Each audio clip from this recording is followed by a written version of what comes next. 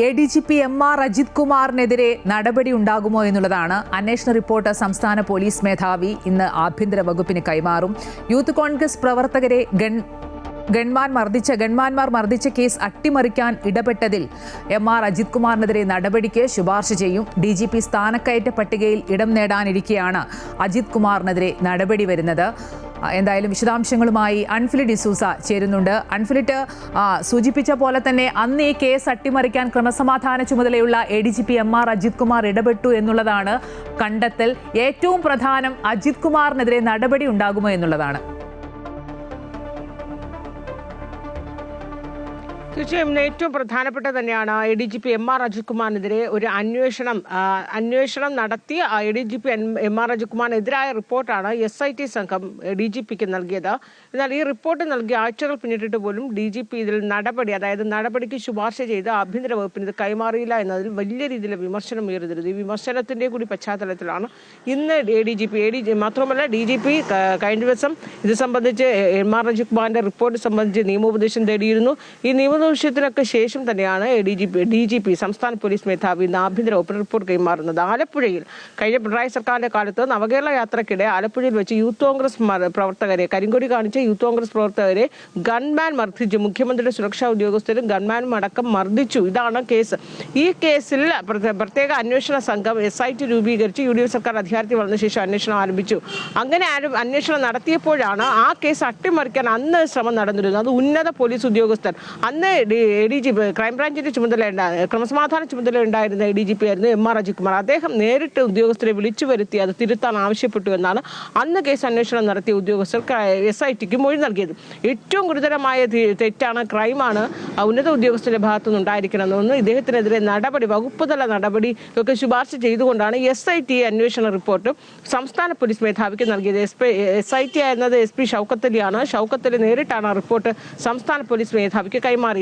ഇതിൽ ഗുരുതര വീഴ്ച MR അജിത് കുമാറിന്റെ ഭാഗത്തുനിന്ന് ഉണ്ടായി എന്ന് SIT നൽകിയ റിപ്പോർട്ട് സൂചിപ്പിക്കുന്നുണ്ട്. ആ റിപ്പോർട്ട് സംസ്ഥാന പോലീസ് മേധാവിയുടെ കയ്യിലെത്തിയിട്ടും അദ്ദേഹം ആഴ്ചകൾ പിന്നിട്ടിട്ടും ഇത് ആഭ്യന്തര വകുപ്പിന് കൈമാറിയത്. ഇത് വലിയ രീതിയിൽ വിമർശനം. മാത്രവുമല്ല, ഇതിനകത്ത് എന്തുകൊണ്ട് അദ്ദേഹത്തിന് ഈ റിപ്പോർട്ടിന്മേൽ നടപടി എടുക്കുന്നില്ല എന്ന് പറയുമ്പോൾ നിതിൻ അഗർവാൾ ഈ മാസം 31-ന് DGP ആയിരിക്കുന്നത് അദ്ദേഹം വിരമിക്കുകയാണ്. അദ്ദേഹം വിരമിക്കുമ്പോൾ തൊട്ടടുത്ത DGPയെ പ്രമോഷൻ കിട്ടാനിരിക്കുകയാണ് ADGP MR അജിത് കുമാർ.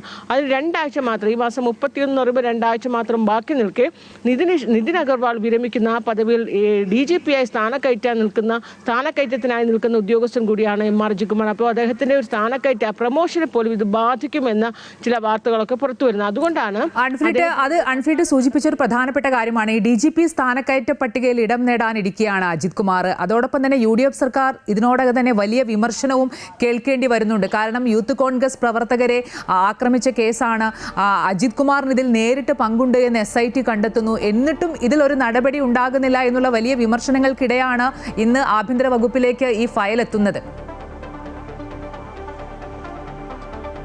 വലിയ രീതിയിലെ വിമർശനം. കാരണം MR അജിത് കുമാറിനെ LDF സർക്കാർ UDF സർക്കാരും ഒരുപോലെ സംരക്ഷിക്കുന്നു. 2 സർക്കാരുകളുടെ കീഴിലും പൂർണ്ണ സംരക്ഷണത്തിനാണ് MR അജിത് കുമാർ. അദ്ദേഹത്തിന് എന്തുകൊണ്ട് ഈ 2 സർക്കാരുകളും ഇത്രയേറെ സംരക്ഷണം ഒരുക്കുന്ന രീതിയിൽ വലിയ രീതിയിൽ വിമർശനം ഉയർന്നു വന്നു. UDFനെ സംബന്ധിച്ച് അവർ അധികാരത്തിലെത്തിയപ്പോൾ അവരുടെ അഭിമാന പ്രശ്നം എന്ന രീതിയിൽ ആദ്യ മന്ത്രിസഭാ യോഗമാണ് ഇതിൽ പുനരന്വേഷണത്തിൽ തീരുമാനമെടുക്കുകയൊക്കെ ചെയ്തത്. അപ്പോൾ ആ യൂത്ത് കോൺഗ്രസ് പ്രവർത്തകർ, അതിൽ ഒരു യൂത്ത് കോൺഗ്രസ് പ്രവർത്തകർ ഇപ്പോൾ നിലവിൽ MLA കൂടിയാണ്.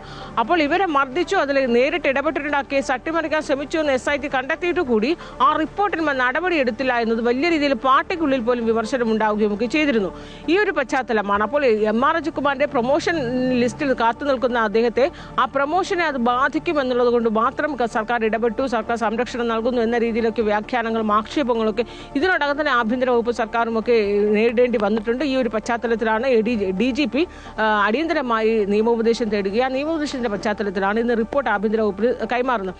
ഈ ആഭ്യന്തര സെക്രട്ടറിക്കാണ് റിപ്പോർട്ട് കൈമാറുന്നത്. നടപടിക്ക് ശുപാർശ ചെയ്തുകൊണ്ട് തന്നെയാണ് റിപ്പോർട്ട് കൈമാറുക. അങ്ങനെയെങ്കിൽ വകുപ്പ് തല നടപടി ഏത് രീതിയിലുള്ള നടപടിയാകും ഇനി MR അജിത് കുമാർ നേരിടേണ്ടി വരിക എന്നതാണ് ഒരു പ്രധാനപ്പെട്ട നടപടി. ഏറ്റവും പ്രധാനപ്പെട്ട നടപടി അദ്ദേഹത്തിന്മേൽ ഉണ്ടാകുമെന്ന് തന്നെയാണ് പ്രതീക്ഷിക്കുന്നത്.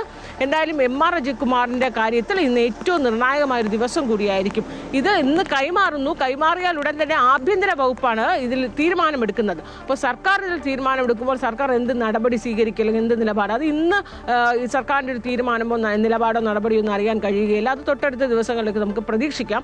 എന്തായാലും ഇന്ന് DGP സമിതി, കാരണം ആഭ്യന്തരമന്ത്രി ഓരോ തവണയും മാധ്യമങ്ങൾ ഈ ചോദ്യം ആവർത്തിക്കുമ്പോഴൊക്കെ അദ്ദേഹം പറയുന്നത് പോലീസിൽ നിന്ന് DGP തനിക്ക് റിപ്പോർട്ട് ലഭിച്ചില്ല എന്നാണ്. അപ്പോൾ ആ റിപ്പോർട്ടിനായാണ് ആഭ്യന്തരമന്ത്രി കാത്തിരിക്കുന്നതെങ്കിൽ ഉറപ്പായും ആ റിപ്പോർട്ട് ലഭിച്ചാലുടൻ തന്നെ സർക്കാർ എന്ത് അജിത് കുമാറിനെതിരെ ആഭ്യന്തര വകുപ്പിലേക്ക് റിപ്പോർട്ട് കൈമാറുകയാണ് ഇന്ന്. അതിൽ എന്ത് നടപടി ഉണ്ടാകുമെന്നുള്ളത് തന്നെയാണ് ഏറ്റവും പ്രധാനപ്പെട്ട ചോദ്യം.